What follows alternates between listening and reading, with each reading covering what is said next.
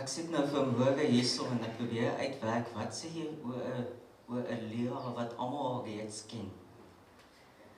So ek gaan vir julle iets vertel van hoe ek leraar Andrei ontmoet het. So 'n paar jaar terug het ek gekom vir my onderhoude hierso by die Kaapse konferensie wat ek kom van die Noordelike konferensie af. En as jy niemand ken nie, dan is dit nog erger. Maar gelukkig het die konferensieleraar Andrei Visser gevra om die een te wees wat my sal ronddraai en uithelp. En ek sal nooit vergeet, net voor die onderhoud het leraar Andrei Visser gepraat asof hy my al vir jare lank ken. Waar hy vir die manne vertel, hierdie is 'n goeie persoon om aan te stel. Nou leraar, hy het nie eerste ronde geluister nie, maar hy het die tweede ronde definitief geluister. En ek het nooit geweet ek sal die een wees wat by leraar sal oorneem met 'n distrik nie. Maar ek kan vir julle sê, daai tyd het ek gesien, ek kan op leraar Andrei Visser vertrou en op hom staat maak, en ek weet dit nou nog, ek kan hom enige tyd kontak, hy sal my antwoord, my leiding gee en raad gee. En as ek as 'n gewone mens kan staat maak op leraar Andrei op so 'n manier, weet ek dat ons Hemelse Vader verseker ook kan staat maak op hom. En as gevolg van dit weet ek julle is vanmôre in baie goeie hande. Leraar Andrei, ons gee oor aan leraar.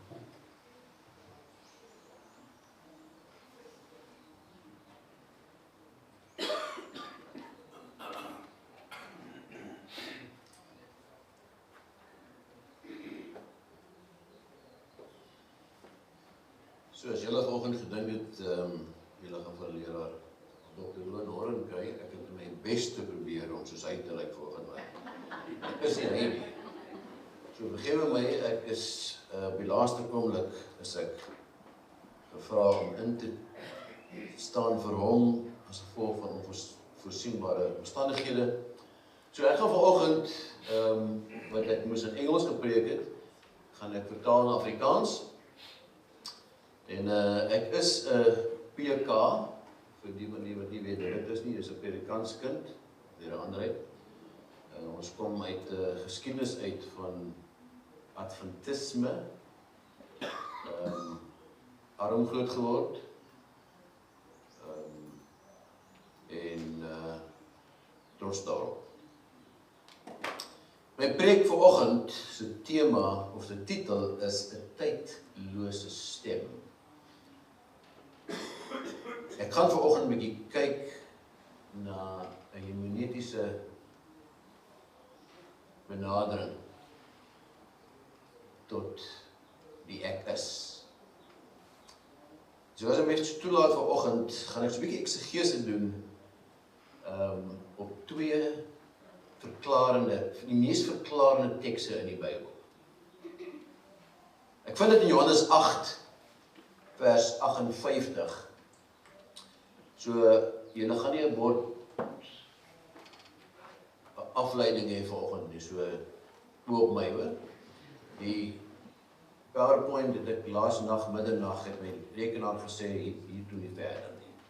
So, julle gaan nie vanoggend gesus word met afleidings nie. Johannes 8 vers 58, Jesus sê vir hulle, voor Abraham was, ek is. En my ondersteunende teks vind in Eksodus 3 vers 14, waar God van Moses antwoord, na Moses hom vra, wat jou naam is, ek is wat ek is. So ek gaan vanmôre probeer om ek gaan probeer om te bewys, dat Christus nie te vergene geskiedenis nie, dat hy die ewige ek is, God in vlees teenwoordig voor die begin van tyd, soewerein oor tyd en werklik in elke oomblik van tyd. So my doel is nie vanoggend om enige iemand teologies verkeerd te bewys nie, moet my nie verkeerd verstaan nie. Ek wil graag vanoggend probeer om vir u ontsag te bring van wat Christus se natuur is, sy ewige natuur is. Vertroue te kry daarop en sy onverganklike teenwoordigheid vir u bekend te stel. Sy ek is 'n sisteem met 'n brandende bos, wat in vlees en tyd ingestap het. Dis nie 'n stelling van tyd wat tydgebonde is nie, dis 'n verklaring in ewigheid. Nou,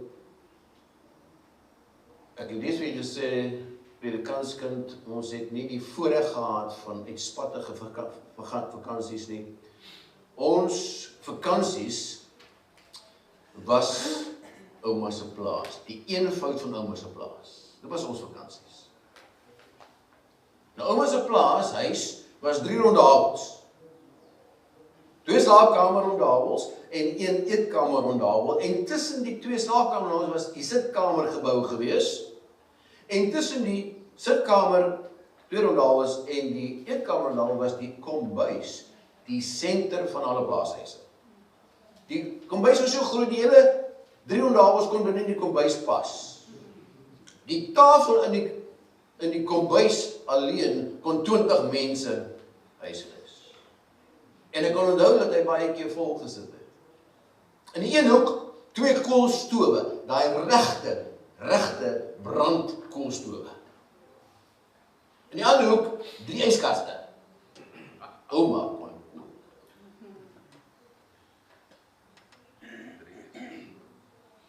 En vroegoggend sou jy wakker word met die reuk van vasgepakte brood.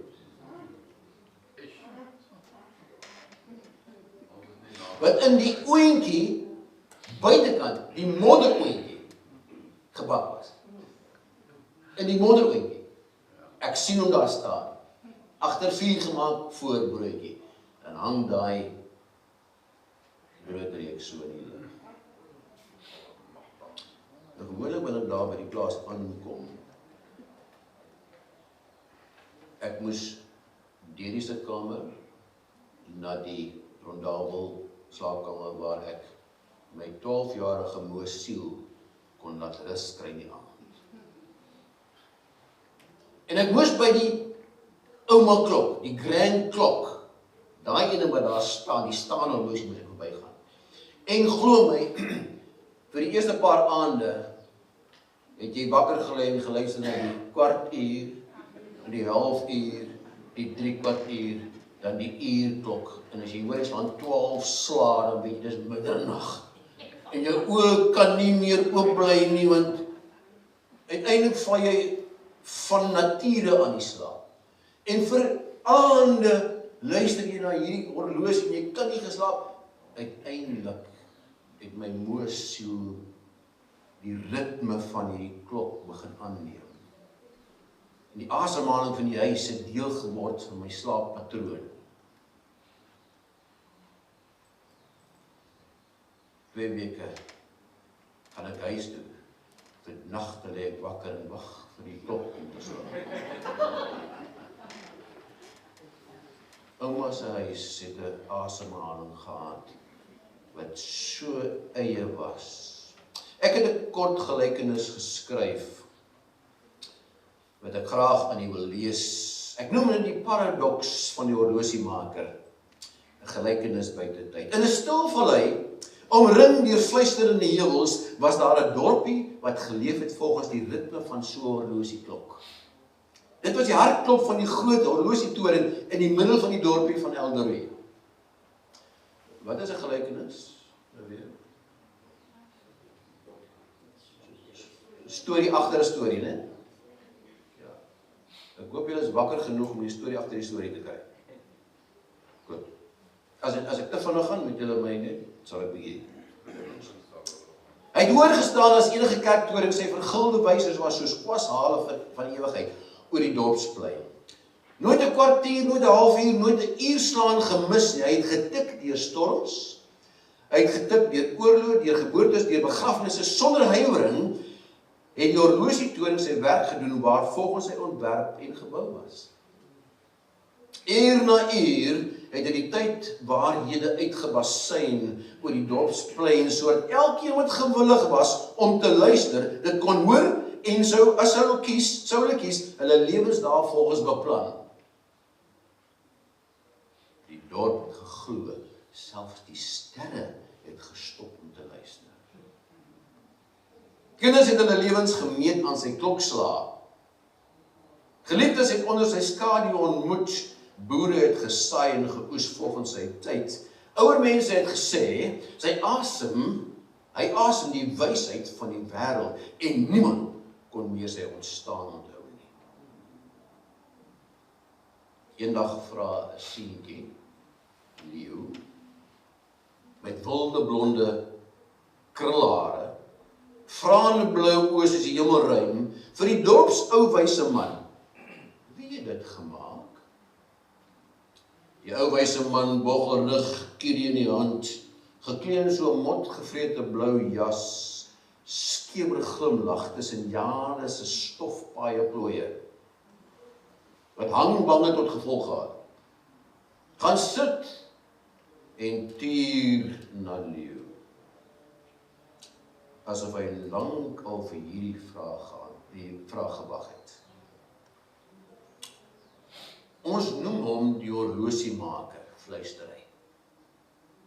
Maar hoe het hy dit gemaak, vra Leo, en waarom stop dit nooit nie? Weet maar seetjies, het mos baie vrae. Waarom? Hoekom? Die ou man se helder oë blink so sterre. Want hy het dit nie gemaak in tyd nie. Hy het gemaak vir tyd. Tyd was sy gereedskap, nie sy beperking nie. Hy het 'n minuut in rad gevorm en ewigheid aan die pendulum gehang, geweeg en gevorm met tydloos akkuraatheid. Die klok meet hom nie, dit getuig van hom. Maar waar is hy nou? Vra Leo. Nou glimlag die ou man terwyl hy 'n ouderdomsoomblik geniet. Jy verstaan nie. Hy leef waar tyd hom nie kan bereik nie. Elke tik en elke tok. Het is interessant dat daar 'n internetkommunikasie toepassing is, die naam TikTok, né? Elke tik en elke tok is 'n tydlose erkenning van sy skepingsvermoë en 'n ego van sy stem. Al wat ons weet, is dat hier staan die bewys dat hy wel bestaan. Gister, vandag en môre. En sy lof word besing met perfekte tydsberekening. En toe Leo opkyk, slaan die klok 12, so ryk, so vol, dat dit voel asof die heelal vir 'n oomblik tot aandag geroep word en salueer. Vriende, Jesus het nie alleen in tyd bestaan soos ons vasgevang in hierdie tydskapsule nie, met begin en einde nie. Hy het gekom van buite tyd en hy definieer dit. Verstaan nie die Christene wat sê, ek het op datum so en so uur, so en so, het Christus in my lewe gekom. Verstaan dit nie. Hy kom nie in jou tydelike lewe in nie. Hy is reeds daar. Hy was altyd daar. Dis nie God wat jou tydelik instap nie, dis jy wat bewus word van sy alom en ewige teenwoordigheid. Ons is die verlore volk wat afwesig was, is en sal wees uit keuse van sy alomteenwoordigheid. Jesus sê, voor Abraham was, ek is. Twee woordjies. Ek gaan aanklop hierdie week by die mees objektiewe, dis met ander woorde denke is betroubaar gebaseer op feite. Ek het gaan aanklop by die mees objektiewe filosofiese denkers van alle eeue. Gou 'n bietjie gaan hoor wat sê hulle oor hierdie teologie, of is dit filosofie, ek weet nie. Herakleitos van Efese, dis die hedendaagse Turkye, né? Plus minus 535 voor Christus, 'n voor-Sokratiese Griekse filosoof, bekend vir sy leer van voortdurende verandering. Hy het die volgende stelling gemaak. Jy kan nie 2 keer in dieselfde rivier instap nie. Okay. Sy objektiewe filosofie impliseer dat alles wat tot stand kom ook weer vergaan. Die werklikheid is in vloei en daar beweeg elke begin natuurlik na 'n einde toe. Aristoteles, ek weet nie of dit die regte woord is, dis sy naam. 384 voor Christus. Hy het die konsep van wording en vergaan ontwikkel. Enigiets wat gegenereer word, tot bestaan kom, is ook onderhewig aan verval en ontbinding. Gautama Buddha, groot filosoof hoor, groot aanhang, plus minus 5de eeu voor Christus. Hy het die begin van verganklikheid, anicca, het hy geleer. Hy maak die stelling, alle saamgestelde dinge is verganklik. In boeddhistiese denke, as iets ontstaan, sal dit ook ophou bestaan. Eenvoudig. Thomas Aquinas, 1225 na Christus. Hy het filosofies argumenteer. Dinge wat begin het, is contingent. Nou, ek dink dis Anglisisme vir contingent. Maar dis die vertaling. Met ander woorde, nie noodsaaklik nie of voorwaardelik afhanklik. Daarom is hulle onderhewig aan 'n einde of 'n verandering. So die filosofiese objektiewe slotsom, gebaseer op feite, is opsommend. Wat ook al begin bestaan, is tydelik afhanklik en daarom bestem vir 'n einde. Hierdie idee kom nie uit 'n lang filosofiese debat nie. Dis 'n konsensus wat begin moet eindig. Maar dit skep 'n eksistensiële, kragtige kontras met die kern van Bybelse teologie. Dit lê in die hart van die Bybelse teologie. Laat ek dit so stel dat dit met gewig land. Wat begin teenoor wat altyd is. Is jy met my? Kom ons begin. Filosofe soos Aristoteles en Buddha het iets waar in die skepping raak gesien. Alles wat tot bestaan gekom het, is tydelik. Woordspeling, né? Die Bybel stem saam oor die skepping, maar dan doen die skrif iets radikaal. Dit stel 'n kategorie bekend wat filosofie nooit ten volle op sy eie kon bereik nie. Toe God met Moses uit die brandende bos gespreek het, verklaar hy, ek is wat ek is, Eksodus 3 vers 14. En Jesus echo dit later in Johannes 8 vers 58, voor Abraham was, is ek. Dis nie poëtiese taal hierdie nie, alhoewel dit so klink. Dis ontologiese openbaring. Jesus sê, ek het nie begin nie, daarom kan ek nie eindig nie. Hy het nie begin om te word nie, hy is eenvoudig. Hier is my preeklyn stelling. Ek gaan 'n paar stellings maak vanoggend. Dit is goed as jy dit onthou. Alles wat jy sien het 'n beginpunt, behalwe die een wat alles sien.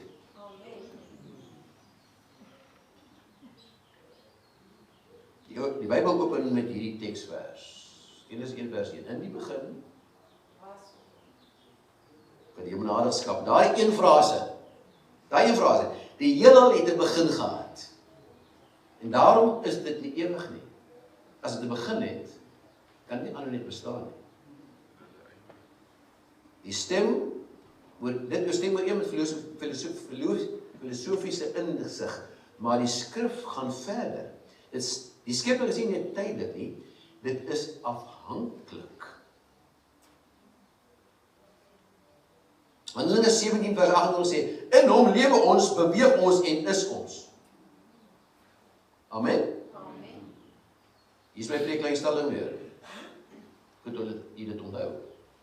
As dit 'n begin het, leen dit in asem. Met ander woorde, die Heilige Gees se DNS, baie dit nou verwys na Afrikaans DNA. Die Heilige Gees se DNS ingeplant in die menslike baadjie van Maria. Deur bevrugting is nie sterflike DNS nie. Met ander woorde, dit nie 'n begin nie.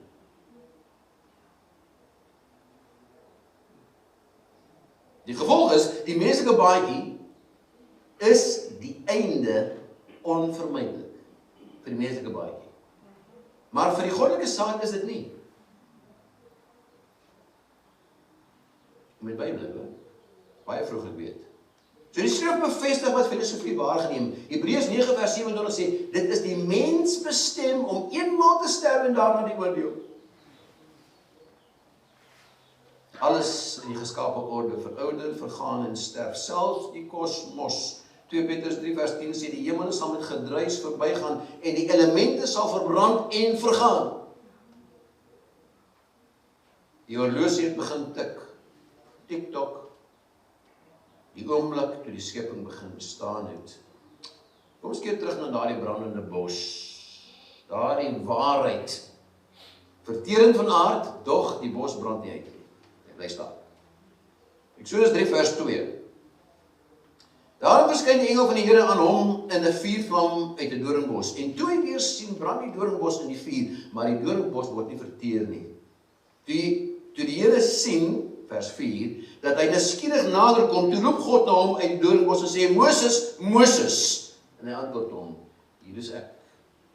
Verder sê hy, vers 6, ek is die God van jou vader, die God van Abraham, die God van Isak en die God van Jakob, reeds bekend, vroeg in die Bybel, reeds bekend, voorvaders, toe het Moses sy aangesig verberg, want hy was bevrees om God te sien. Want Moses het alleenlik God leer ken deur die onderdrukte volk. Hy het nie die God geken wat hier in die bos brand. Sy gode bekend aan hom was tydelik. Moses, kaalvoet op heilige grond, vra vir God sy naam, menslik. En God antwoord met iets onsagliks diepgaande. Dit is menslik onverstaanbaar.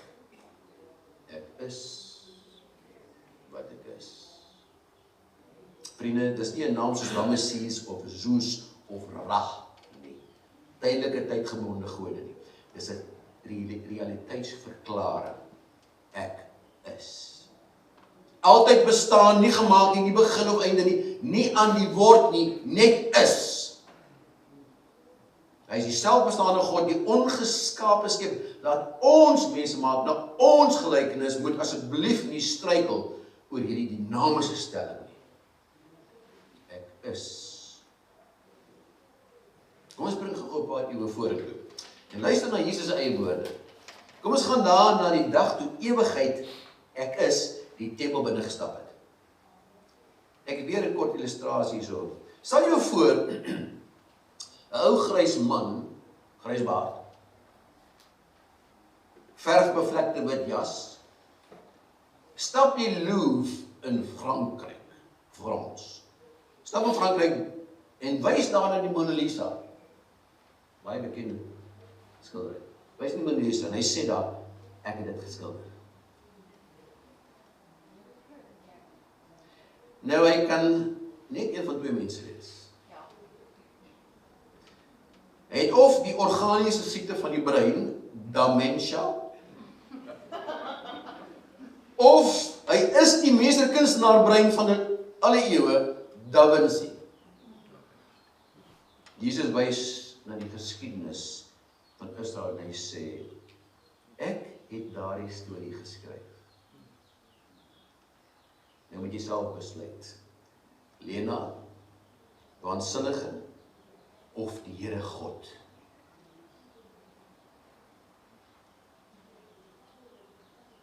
Nou hier is waar die evangelie, die filosofiese raamwerk oopbreek. Jesus Christus het nie begin nie as God. Hy het met tyd ingestap as mens. In Johannes 1 vers 1 sê, in die begin was die woord. Die woord was by God en die woord was God. Dan kom 1 Johannes 5 vers 7 en hy sê, want daar is 3 wat getuig in die hemel. Die Vader, die Woord en die Heilige Gees. En hierdie 3 is een.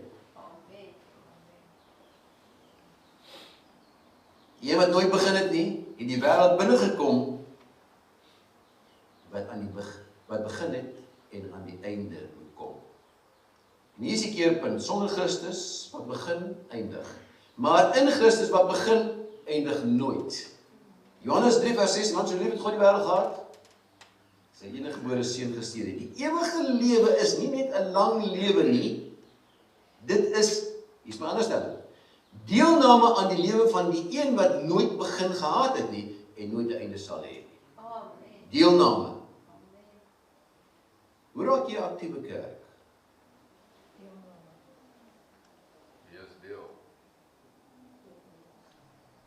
As jy as een man deelneem aan die wat nooit doodgaan nie, wat nooit bestaan nie.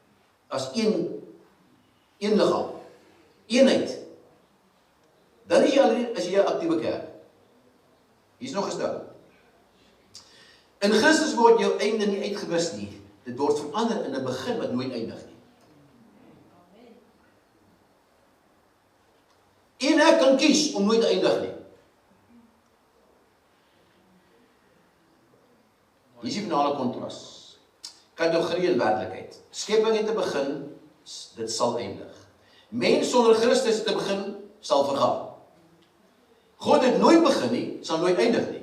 En gelowiges in Christus het begin, maar moet wedergebore word tot 'n ewige lewe.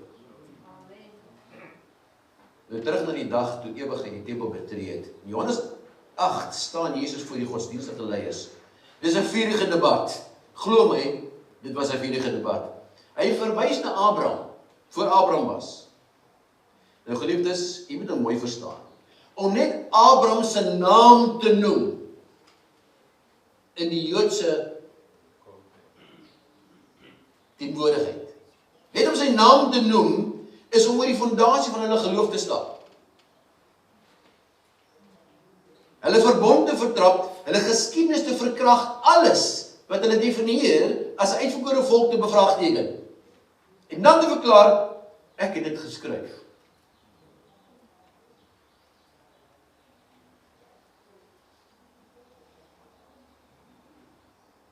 Dan kom daar die donderslag. Mag ek dit sê? Dis 'n goeie woord, né? Uitspraak van berge wat in hulle fondasie geruk kan word. Waar Abraham was, is ek. Nie ek was, of ek het gekom nie, maar net ek is. Die Jode hoor dit as laster. Nie omdat hulle hom misverstaan het, jy moet my nie verkeerd verstaan nie. As jy gaan kyk en dit analities ontleed, hulle het presies geweet wat hy sê. Presies reg verstaan wat hy gesê het. Jesus het nie gesê, ek kom van God af nie, hy het gesê, ek is God. Hy staan voor hulle. Hy staan voor hulle. Hy sê, ek is God. Teenwoordigheid, ewige teenwoordigheid. Op daardie oomblik het Jesus die goddelike naam opgeëis. Die een wat aan Moses gespreek is, die naam wat sterrestelsels gevorm het, die naam wat te heilig is om uit te spreek, geseënd is sy naam. Die Jode het dit as godslastering gesien, omdat Jesus nie beweer het dat hy Abraham kronologies voorgegaan het nie. Hy het gesê, voor Abraham was ek, is ek, nie was ek nie. Hy het iets veel diepers gesê.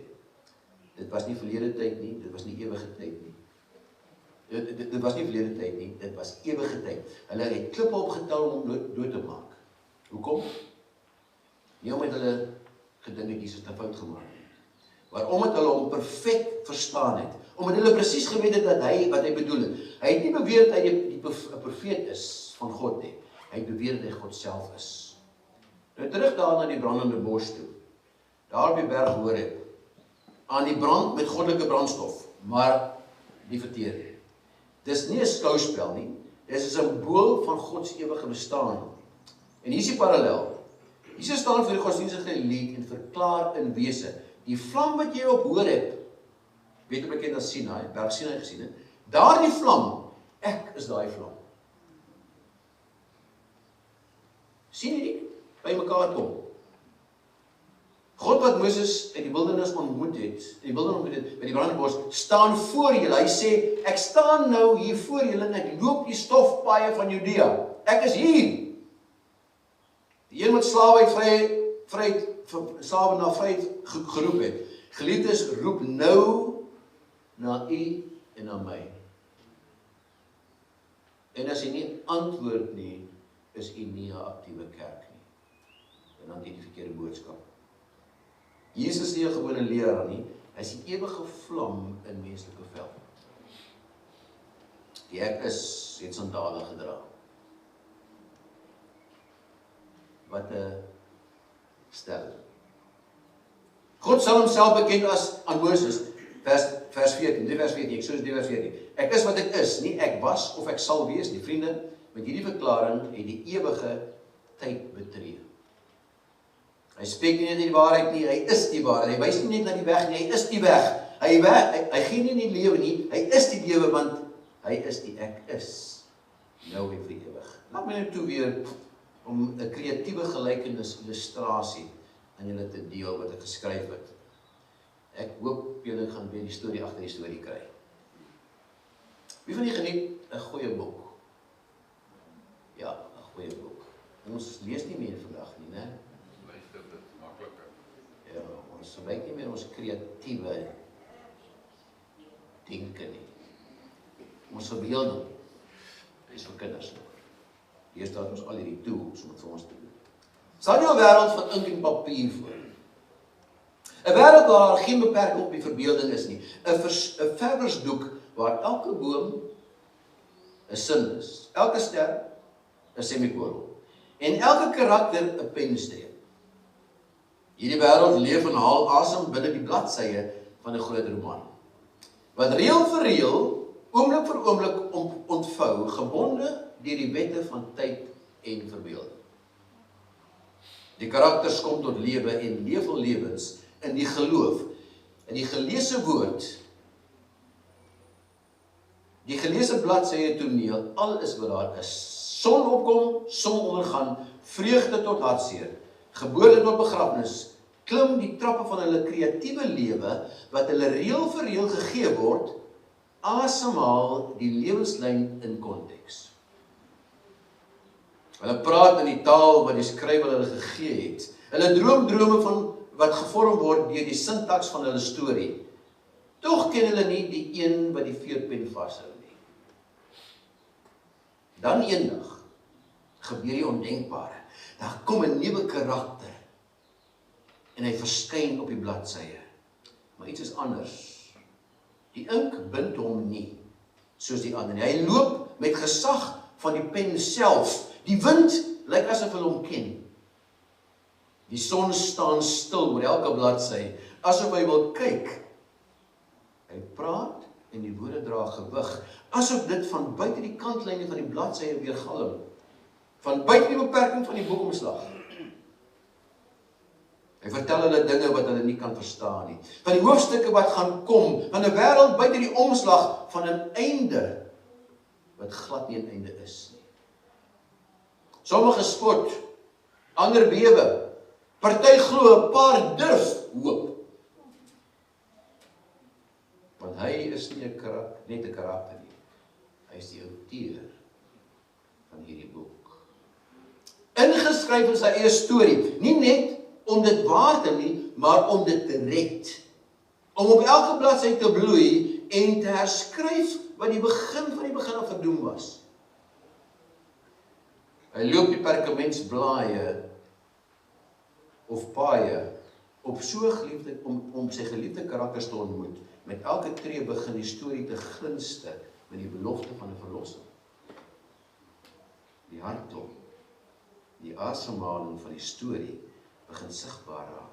En so die outeur sy eie lyne in sy eie lyne gebloei, nie om net sy karakters te verlos nie, maar ook die storie te herskryf, want hy is nie hierdie wêreld van ink en stof. Jesus sê, ek het nie begin toe ek in Bethlehem van 'n maagd gebore is nie. Ek is. Ek is nie net die outeur van die verhaal nie, ek is die verhaal. Maar waarom maak dit saak? Hoekom is dit belangrik dat die heilige, dat die ewige God ons offer geword? Hoekom maak dit saak? Hier is my volgende stelling.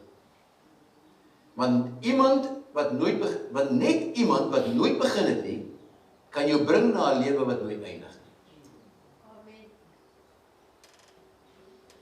So ek is dankbaar vir leraar Hendrik gister, dat vir ons, ek was hier so gewees by sy preek hier so gister, Ja. waar hy gepraat het dat ons dalk ons teologie so bietjie moet aanpas.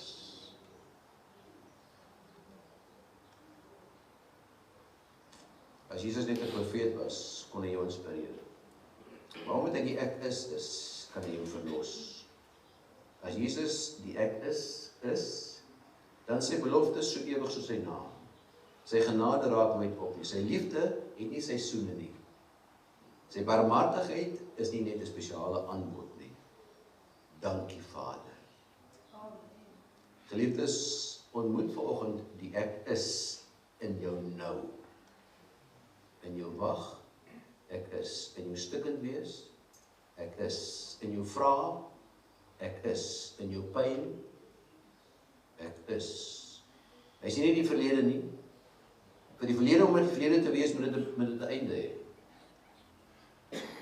Dis reeds verby. Hy is nie in jou toekoms nie, vir die toekoms, om die toekoms te wees, moet dit 'n begin hê. Dis nog nie hier. Hy is in die nou. En dis presies waar ek is. Want hy is nie net beperk tot die verlede of die toekoms nie. En daarom kan hy in die nou woon.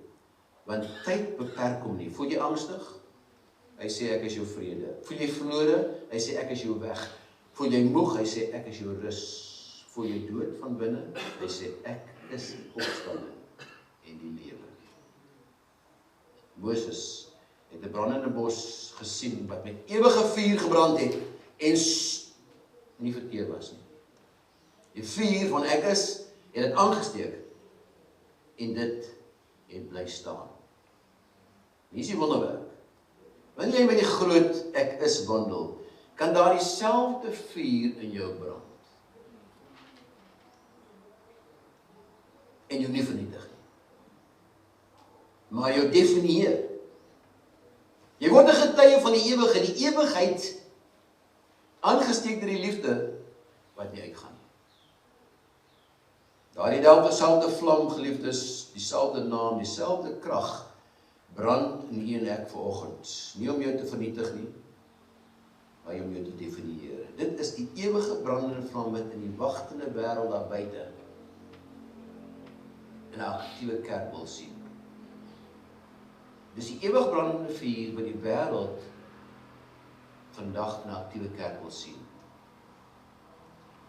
Alles wat begin sal eindig. Koninkryke val, liggame vergaan, sterre brand uit, maar daar is een wat nooit sy eerste asem gehaal het nie en nooit sy laaste asem sal uitblaas nie. Ontmoet die ek is vanoggend. Buig voor die naam wat die tyd nie kan aanraak nie. Jesus het nie net van God gekom nie. Hy is God vanoggend, staan hy voor u.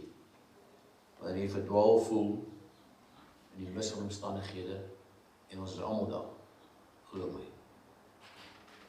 Hy staan nie aan die einde van die miswolfkolom nie. Hy staan nie by jou in die miskolom.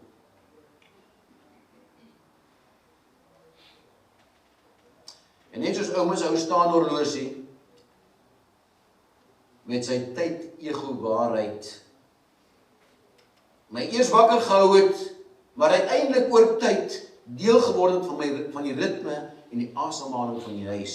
So het die evangelie van God en Godheid 'n onmiskenbare pilaar geword in ons geloof, wat hoog staan in die middel van ons universele evangeliedorp. Ons boodskap aan die blou oog, blonde, gekrulde hare en 'n skierige siel. Waar God se mense leef volgens die ritme van sy waarheid. Dit is onmiskenbaar, onmisbaar, die fondament van my evangeliewese.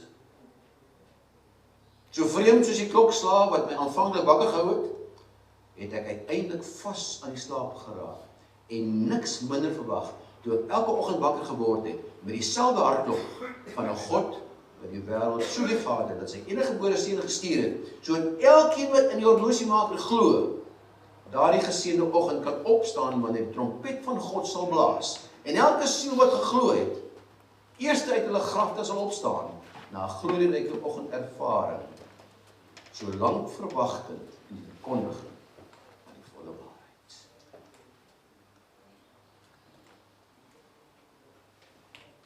Sal u, geliefdes, vanoggend die ek is vertrou met jou verlede, jou hede en jou toekoms, sodat die ewige brandende vlam deur u sigbaar sal word, aktief in die oorblyfselkerk van God vir 'n wagtende wêreld. Amen. Kom ons bid. Ons liefdevolle Vader, die dag toe u gebore is uit 'n maagd,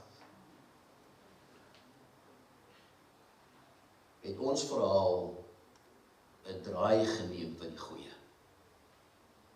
Dankie Jesus, dankie dat u gekom het, God in vlees, en vir ons kom sterf het, sodat die wêreld daar buite gered kan word. Maar ek vra Here dat hierdie kerk met die oorblyfsel boodskap, u sal verkondig aan 'n sterwende wêreld. Deur aktief te wees in die evangelie, in hulle bediening, en elkeen se pelgrimstog, is my gebed, Here, dat u ons sal beskadu met u genade, u liefde en die vrede. Is my gebed in ons naam. Amen.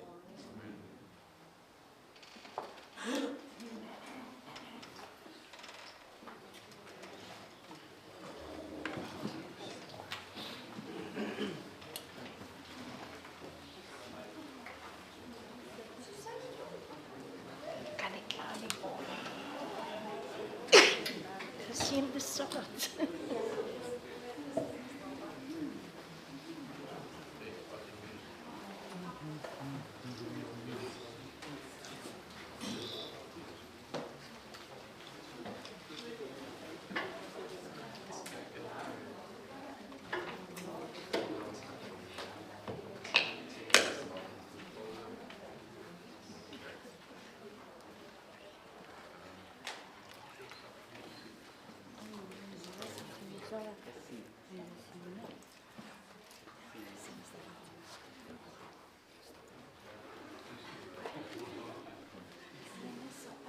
No.